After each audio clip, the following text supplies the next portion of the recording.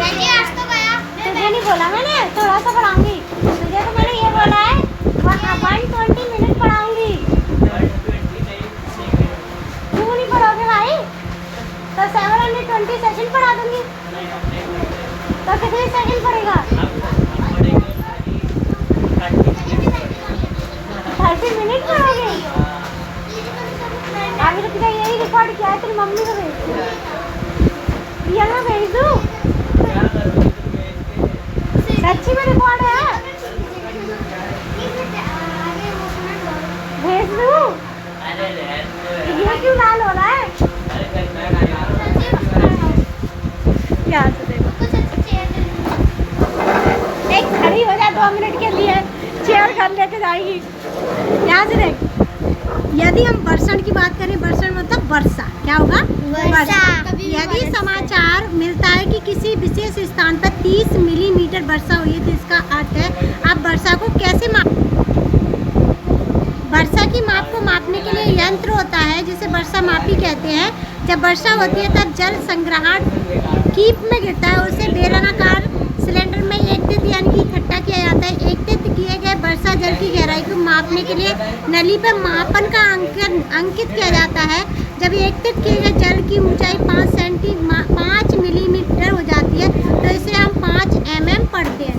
एक ऐसा डब्बा है, इसमें हमने जब इस पानी आएगा ऊपर से वर्षा से गिरेगा तो 5 mm तक पहुंच जाएगा। कहाँ तक पहुंचेगा?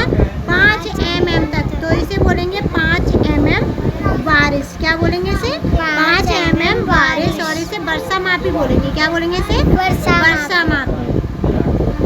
कुछ इस तरीके से ये है। तो देखो वर्षा मापी है 1 2, ये को यहाँ पे 1 2 3 4 5 6 यहाँ तक हुआ तो ये बताएगा। और देखो ये संग्राही कीप। संग्राही कीप का मतलब क्या होता है? जिसमें पानी धीरे नीचे से जाएगा, ऊपर से आएगा नीचे तक जाएगा। कहाँ जाएगा? नीचे तक। अब यहाँ देखेंगे,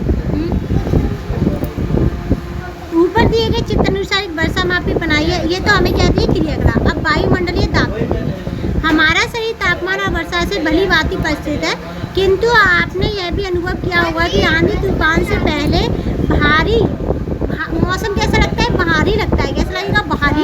यह वायुमंडलीय दाब से संबंधित है जो वायु के भार के द्वारा हमारे ऊपर और आसपास लगाया जाता है। वायुमंडलीय दबाव समुद्र के पास अधिक होता है। जैसे जैसे हम पहाड़ों की ओर जाते हैं तो ये कम होता है। जब आप पहाड़ पर चढ़ाई करते हैं तो नीचे के मैदान की तुलना पहाड़ पर हल्की वायु हो जाती है। परिणाम स्वरूप वायु का दबाव कम हो जाता है और हमारे फेफड़े के लिए उपलब्ध ऑक्सीजन की मात्रा घट जाती है। रक्त में कम ऑक्सीजन जाने के कारण उसका शरीर अपने को आप को गतिशील रखने के लिए अधिक परिश्रम करता है। यही कारण है लोग कभी कभी उच्च स्थानों पर सांस फूलना, चक्कर आना, थकावट आदि का अनुभव करते हैं।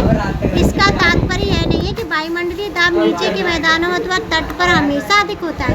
यह कभी कभी नाटकीय रूप से गिर जाता है, तो इसे मौसम विज्ञान गर्त यानी कि डिप्रेशन कहते हैं। निम्न तापमान यानी कि लो प्रेशर सिस्टम जो कि कभी कभी तूफान तथा चक्रवात का रूप भी ले लेता है। क्या लेता है?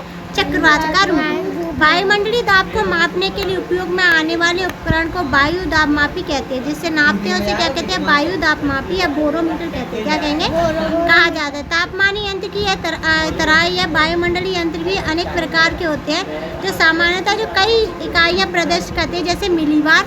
समुद्र तट पर सामान्यतः वायुमंडलीय दाब कितना होगा? 1013 मिलीबार तथा 1000 मिलीबार से कम। वायुमंडलीय दाब निम्न दाब होने का संकेत करता है। क्या करता है? निम्न दाब होने का संकेत।